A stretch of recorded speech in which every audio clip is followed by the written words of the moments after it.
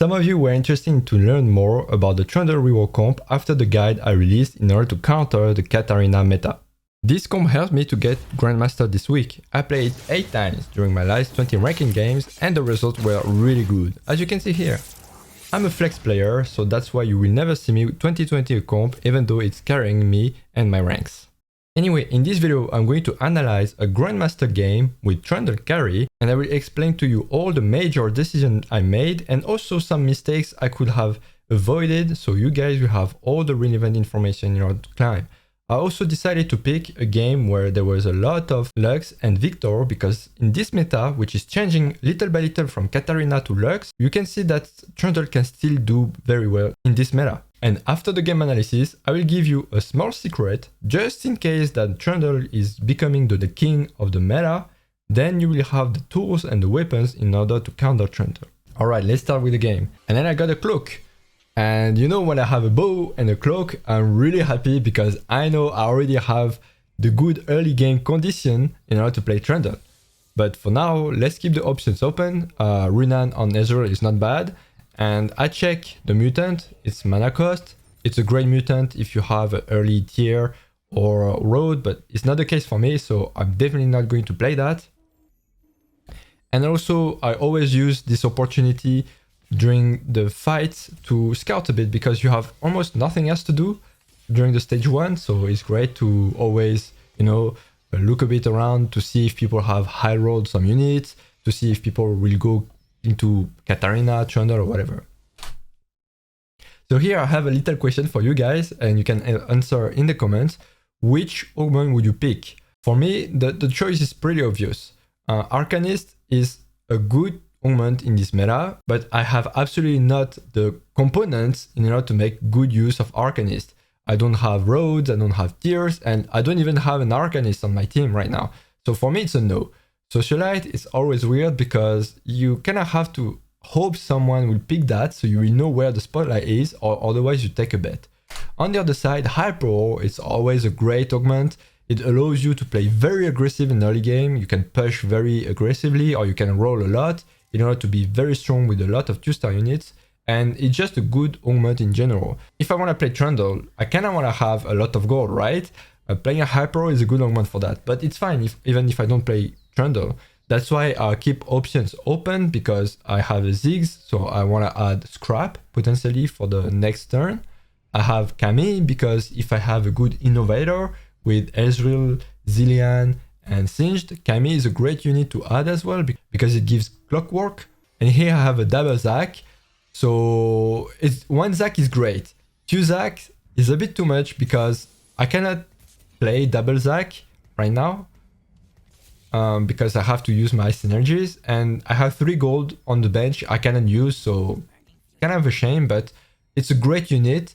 And having Zac like this tells me that I want to play Trundle even more. Honestly, it's kind of hard to not play Trundle in this condition. So obviously, I slammed the Runan. I put the belt on Ziggs in order to have the scrap effect. I pack my units because I want the units to go to my team in order to group them, and Ziggs can actually target more units, hopefully, if he doesn't troll, but that's a slight optimization. It's also great if you face Assassin to pack your units in early game. That way you have more chance to kill them or to survive from them. And yeah, this positioning managed to make me fight rather well. I killed almost everyone except Twisted Fate. So it's a good loss. Also, don't forget that I have Hyper Roll. So I want to use all my gold and never save money. Because otherwise I lose my 2 gold of interest, and that's what you want to do for the whole stage 2. Remember that when you have Hyper Roll, the whole stage 2 you have to stay under 10 gold because you will get 2 gold of interest, so it's as if you had 20 gold. Here I just saw someone leveling up 5, and here it's a big mistake, guys. I'm just going to describe a bit. His board is not that great. He doesn't have 2-star units. I mean, he has Ziggs 2-star units. Doesn't have any synergy, so honestly it's not good. So there's no point in doing that. He will lose the fight no matter what. I mean, there's still high chance he will lose the fight. So he will not manage to make a win streak, he will not manage to make a lose streak. He should have stayed at 10 gold, level 4, and generate more gold that way. So that's a terrible mistake, guys, and never do that. I managed to group the units a bit, and Zac and Ziggs work well together, honestly. Yeah. Good loss again. I killed both units and I managed to lose only 2 health again. That's very nice. Very, very nice. Here I found Trundle. So I put Trundle. I put Ezreal instead of Ziggs because I believe that Ziggs is better. No, Ezreal is better. I use all my gold because what I want to do is push level 6 as fast as possible so I will be able to find Trundle faster. I decided also to put Talon. The reason is because Talon is a very good unit. Even if he doesn't have any synergy, he has enough damage usually to kill one squishy target, a carry, something like this. So that's why I put Talon. The other thing I could have done, and now I realized after watching this game, is to put the second Zac instead of Talon, because Zac is a great unit as well.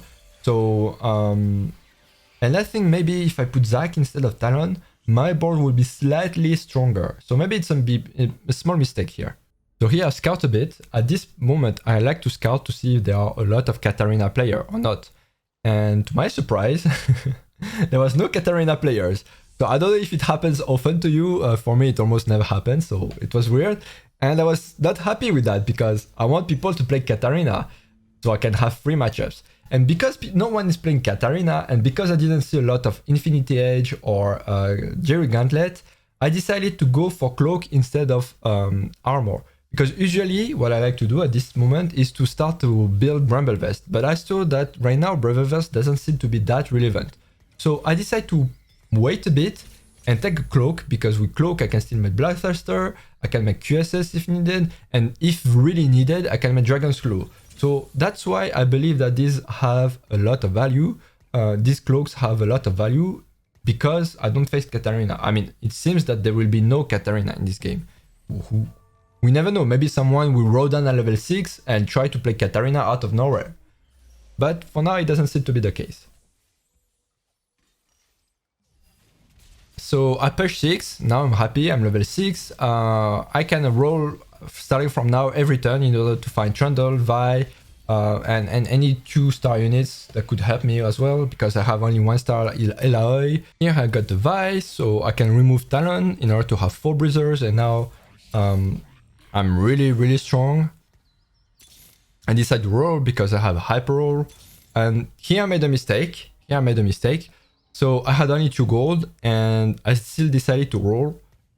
And now you can see that I have 2 units I really like in the shop, which are Lissandra and Echo, and I can't buy it because I don't have gold. Even if I sell Ezreal and Ziggs, I cannot buy them. I roll a bit too much, and because of that, I lost 2 gold, basically. It doesn't change the game, it doesn't change everything, but it's a small optimization here that I missed, and I wasted rather. So yeah, it's a small mistake here. So even if you have Hyper Roll, like, there's no point in rolling down to 0 if you cannot buy units anyway. It makes sense, right? So here I found Zac 2. I'm really happy about that. I found Lissandra, and there's Echo as well, so I can remove Ezreal and Ziggs for Echo. It has just more value. And my board is strong. My board is very strong because I have found Zac 2 and I have great synergies. So about the items here, I don't know what you would have done, because when you have 5 components, it sometimes becomes more and more difficult to make a good decision, because more choices, more combinations, you don't really know what to do. So for me, it's very simple. I want to prioritize items on Trundle, right? I have to use these items. I cannot stuff someone else too much. So the only thing that seems relevant to me is Quicksilver. Because I realized earlier that there is no assassin, so I don't really need to make a Bramble immediately. I put the belt on Echo because it can potentially become a Morello, and that's what I want to have. So I make this. The only problem here I made is that I realized a bit later that I could have made this Frozen Heart, and I didn't realize here. So I potentially lost this fight because of that. But at the same time, Echo was not on the good side, so I don't know if Frozen Heart would have changed anything here. But definitely, I could have made my board stronger with the Frozen Heart on Echo here. And because I was not positioned correctly, and because I didn't put the Frozen Heart on Echo, I lost this fight. Kinda makes sense. Alright, now I found Vaichu, and I built the Frozen Heart I wanted to build, finally. And I roll in order to find 2 starting. But again here, I think it was a bad thing to roll, because if there was a Trundle or Echo, I wouldn't have been able to buy it. So I think when I was playing this game, I was a bit impatient. So that's a mistake I often have, honestly. I'm often impatient. So that's something I have to fix. So this time Echo with the Frozen Heart goes on the right side, because where the Malzahar is also where the Spotlight from Socialite is. So that's why here is a good spot to actually throw my Echo. And I win the fight. I don't know if I win the fight just thanks to that, but for sure it helped me a lot. Okay guys, same question as earlier. What would you pick here? I think you have 2 options which are very situational, but can be great in these specific situations, and another one which is good almost all the time. I'm going to start with Assassin. I personally don't think Assassin Trundle is bad, but it requires good items for that. I have the Renan, which is a good item for whatever build you want to do, but I have a QSS. I don't think QSS is a good item with Assassin because it doesn't have a lot of value. Because Trundle will immediately go to the backline and he will avoid a lot of CC by doing so. So having the QSS on him is not that great. Instead, if I had IE on Trundle, this would have been a good option for Trundle because it will amplify a lot of damage and he can just destroy the backline and then go to the front line. So since I don't have good items, I'm not going to go with Hidden Blade even though I have Echo. For the Tome of Trait, it can be good, but at the same time you have to think of what seems interesting, what kind of synergies are interesting. Here there is Bruiser. I don't know about Scrap. I don't like this version of Trundle, but a lot of people like it, so maybe for Scrap. Chemtech, not that sure. I'm not sure I want to play Trundle Chemtech because it's a great item, but I think I already know that I want to play around Echo since I slammed a Frozen Heart and I can put a Frozen Heart on anyone. So I kind of want to play around Echo rather than Lysandra. And then after what? I have Scholar. Yeah, okay, why not? But it doesn't have a lot of value for gold augment. Mercenary, never. And Enforcer, maybe. But again, it's not insane. And the last option is Celestia's Blessing. What I really like about Celestia's Blessing is that first of all, it's very like it's good overall. Like it's never going to be bad unless you already have a Bloodthirster, but I don't have it. And the second thing you have to consider is that I played aggressively and I have a lot of health compared to the lobby. And now I found Trundle 2 and everything. So I will not have the priority on the carousel. I will never have the priority on the carousel. So if I want to have a Bloodthirster, I kind of have low chance to have a sword on the carousel, right? So by picking the Celestial Blessing, I have less the need of a Bloodthirster. By doing so, it basically increases the flexibility of the third item for Trundle. I can decide to go for Bloodthirster, there's no problem, but there's a low chance I find it. Instead, I can go for something else. I can go for Dragon's Claw. I can go for IE, Last Whisper. I can go for these kind of things, which can be very valuable because I already have a bit of sustain. And can be also easier to find depending on what's left on the carousel. And so because I have a lot of flexibility for Trundle, for the last item, I am interested to actually prioritize the second item of Echo to make a Morello. I really like the Morello here because I mean it's one of the best items you can have on Echo, and it will significantly improve the power of my board. And anyway, I don't know what I'm going to do with the tier. I don't know what I'm going to do with the belt. Even if it's 1 gold, I prefer to have Morello because it has so much value with the fights I will win later. And starting from now, if you play Hyperroll, the augment, what you need to do is to create that burst of Econ in order to get more interest. Because starting from now, people will usually have more gold, more than 20 gold, maybe even 30 gold, and stack more and more interest every turn compared to you if you keep on rolling down every turn. So what I need to do is to buy a lot of 3 cost, 2 cost, or even 4 cost units if I find them, and stack them on the bench, because the moment I will reach 20 gold by selling all of them, I get back the interest as if I had 0 gold from the hyper roll. And starting from there, I can build my econ like everyone else. So you kind of have make this kind of burst of econ. I don't know if we can call it like this, but that's what you need to do during the stage 3. Otherwise, you will just lose the race with the econ with everyone else. So you need to do that. And that's why I buy the Lux, I buy the Emeraldinger, and if you count it now, I have 19 gold. If I sell everything, except of course Trundle and Lissandra, I don't want to sell them. So I have 19 gold, and if I win the next fight, I can go up to 20 gold. So I will get back the exact amount of interest as if I had 0 gold because of hyper roll. Also, I don't know if you noticed, but I scouted a lot. I was talking a lot, so I couldn't say everything at the same time. But I scouted a lot, and I realized that there was a lot of AP carries. Just like this Misfortune, I saw someone else with Lux. I saw someone else who found a Victor at stage 3.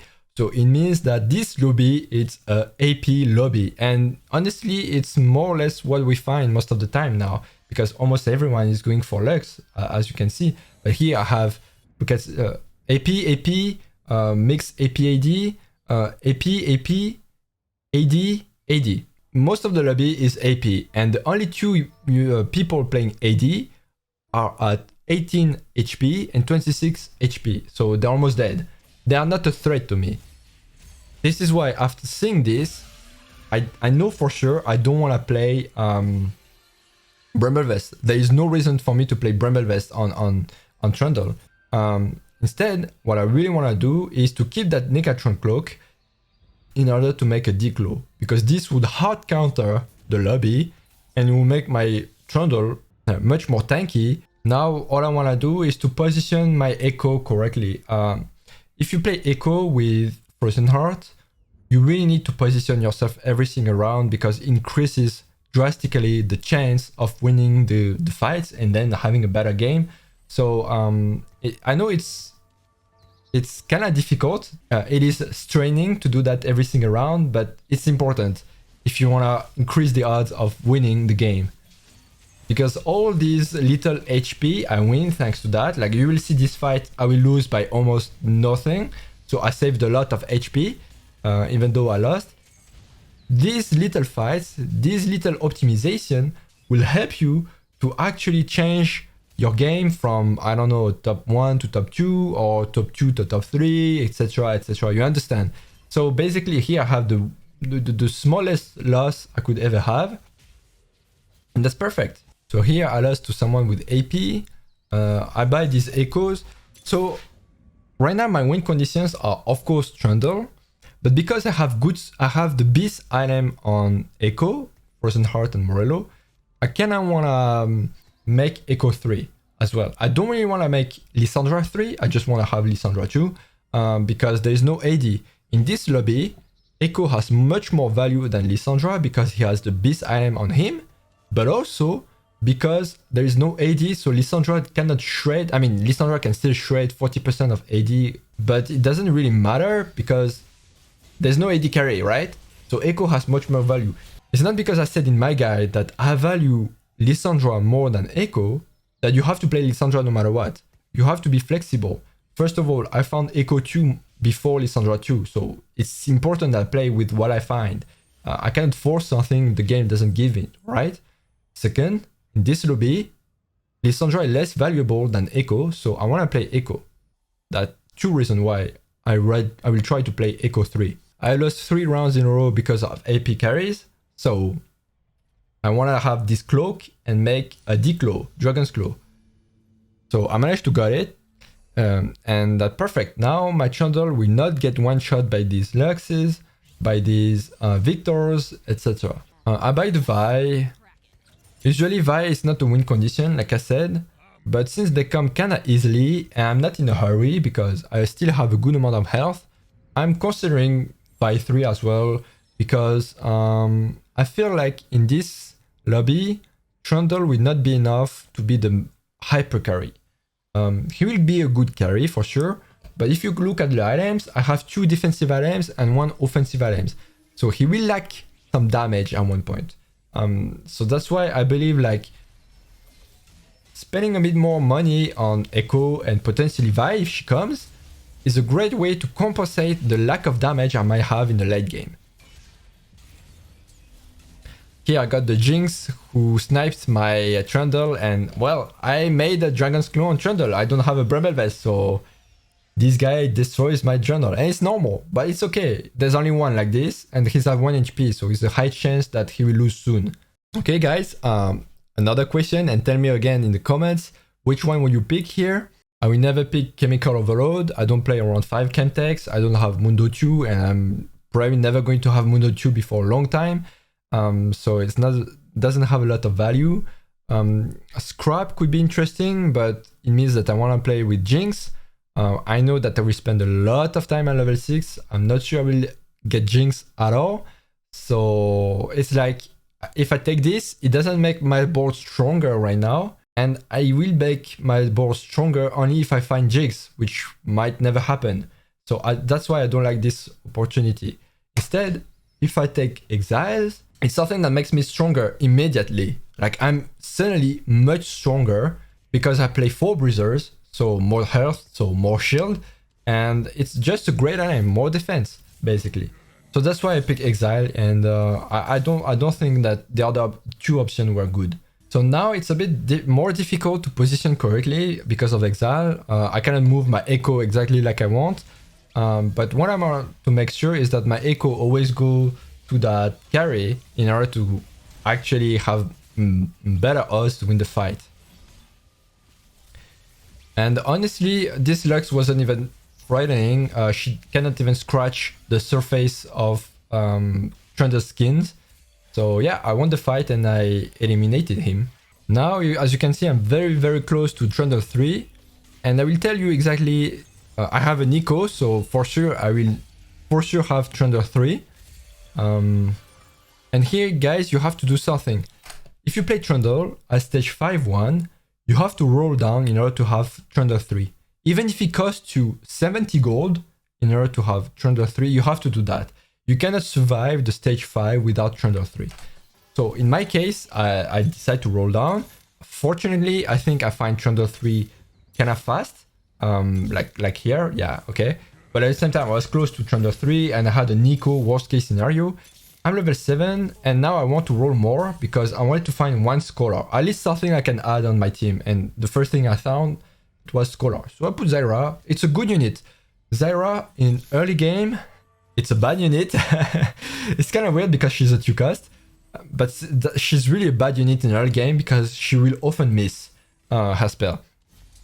But for late game, as you can see, like all the snipers are on the back row. So Zyra will just stun all of them, and that's insane value. I will still lose this fight because Echo was not perfectly positioned. I mean, he was on Tristana, but he got pushed out and then stayed on this Taric. So the Frozen Heart didn't get a good effect here. And anyway, AD carries are my weakness in this game because I don't have Bramble Vest. I have Diclo. I decided to go for Diclo in order to counter most players in this lobby. So it's normal if I lose against these kind of players who I'm not countering. And now that I have spent a lot of gold, what I decide to do is to go back below 10 gold every single turn because I have Hyper Roll. So because I have Hyper Roll, I can afford to do that. I have 0 gold and I roll down until I find Echo 3 and Zac 3, which are great units. Echo 3 is definitely in win condition and Zac 3 is a good addition to add to the team.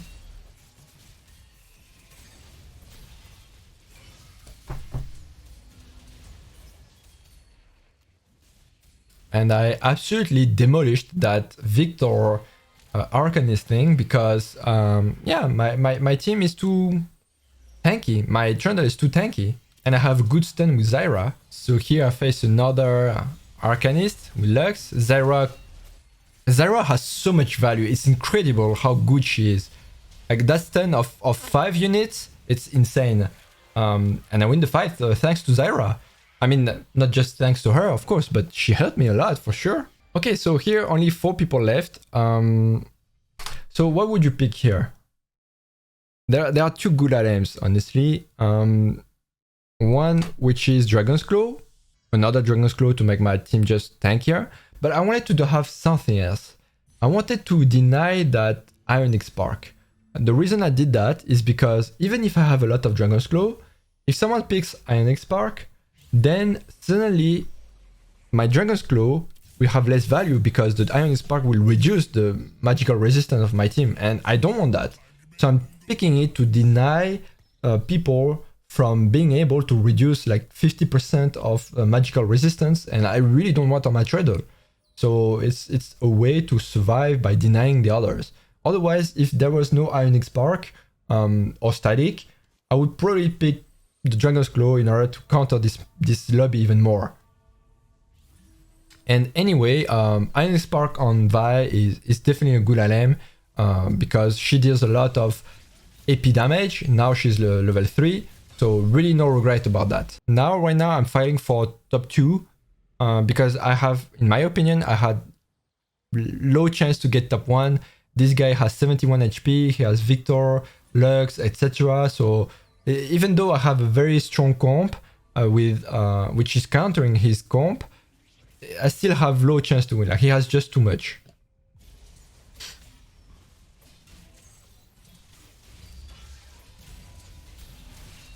Here the Echo is dealing so much work here, like removing the attack speed on Victor so he cannot cast before a long time, plus the stun of Zyra. This Victor casted only once, and that's all.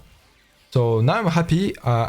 Thanks to this win, I'm very close to top 2 guaranteed. Not yet, but very close to it. I got an Echo from the Dragon, now I got Echo 3, I'm really happy about that. And now I know that my Nico on the bench will be for Zac 3, which is a great tank to have anyway. And now I have to position myself correctly. So I wanted to make sure that if I face the Jhin, I put the Echo on it. But unfortunately, I don't face Jhin, instead I face the guy with a lot of HP. But it's still good because my Echo is well positioned here. So I'm happy about that, and yeah, again, Zyra dealing a lot of damage, same with Vi, who almost one-shot the whole pack, honestly. So I won thanks to this positioning here. Alright, I found Mundo 2, and now I have Zac here. So I lock, because I will get Zac 3 the next turn. And here I face the Jhin. Unfortunately, again, Jhin managed to move. I mean, he kind of anticipated me putting my Echo on him, and I didn't anticipate that he would change. And Jhin is kind of destroying my Trundle, as you can see. But I'm so lucky because of the bug that happened since this patch of switching the target. He decided to go on Echo instead of finishing off my Trundle, and I won the fight. So very lucky about that, and that's great, I guess. Now it's a one-on-one, so I really want to position my Echo on the pack, as you can understand. And I want to put my Trundle kind of outside of the pack so he not get targeted. That was my idea here. But unfortunately, Zac, Mundo gets very close to Trundle. So in the end, my Trundle is in the pack. So not really planned. It didn't really go like I wanted, but that happens. And because of that, that Lux managed to, well, do what Lux does and destroy everyone.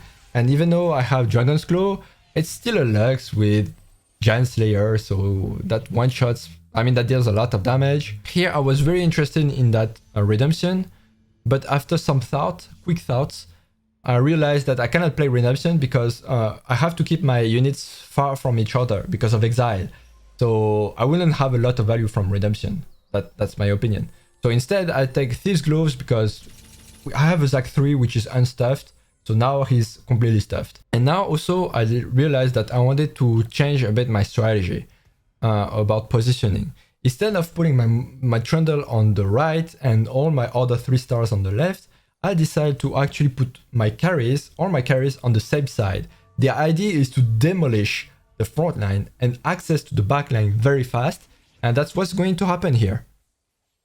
As you can see, that Swain will take a lot of damage very fast. Echo is already behind, and after that, boom, nothing. And then I have free access to the backline, and that Lux just dies kinda easily, same with Victor. Now I have understood for the positioning. I need to put all my 3 stars on the same side. Like put my strong part on the same side so it will go inside the team and destroy the team from within. That's my plan. But now, of course, he knows that as well. He knows that I will keep my Echo here. He knows that he must move his Lux and Victor. But at the same time, if he moves this, then he will not use the Spotlight anymore. So he has 2 Socialites. So he loses 2 Socialites basically. And also another thing that's kind of nice is that he made a mistake. He was panic positioning at the last second to try to outsmart me, something like this. But he made a mistake. He didn't put a Lux next to Victor for the Chalice. And most importantly, when you play against Dak, you want to make sure that your carries are never on the 3rd row. Never. Because this happens. Check my Zac, who is going to pull Lux like he's pulling something out of, I don't know. I'm not going to go further. But anyway, as you can see, Lux didn't stand a chance, and bad positioning because I put pressure on one side of the map. He couldn't use the Spotlight anymore, and he made mistakes after that. Alright, I said earlier I will give you the secret in order to counter Trundle, and honestly, there is one comp, you probably know about it, it's Sniper reroll with Kog'Maw and Protectors and Caitlyn. So basically why this comp works very well against Trundle is simply because Kog'Maw deals damage based on max HP, and also if you couple that with a Giant Slayer, he can just melt any bruisers and Trundle in like 2 auto attacks. So that's kind of insane. Also, the other thing is that this comp destroys Trundle the same way that Trundle destroys Katarina, and the same way Katarina destroys this comp. It's kind of a cycle, and I think it's kind of healthy to have a cycle that way. The reason why Katarina destroyed this comp is because Katarina just one-shot Kog'Maw and Caitlyn and they just can't do anything, and after you just have a team which is very tanky but there's no damage. Anyway guys, if you found this analysis useful, please tell me in the comments. Also, you can ask any kind of question. I will try to answer them, or maybe other people will try to answer them. The idea is really to help you understanding this comp and be able to climb and actually gain a lot of points. A lot of people in my Discord managed to do it already, so why not will you be able to do it? With that being said, see you at the top of the ladder.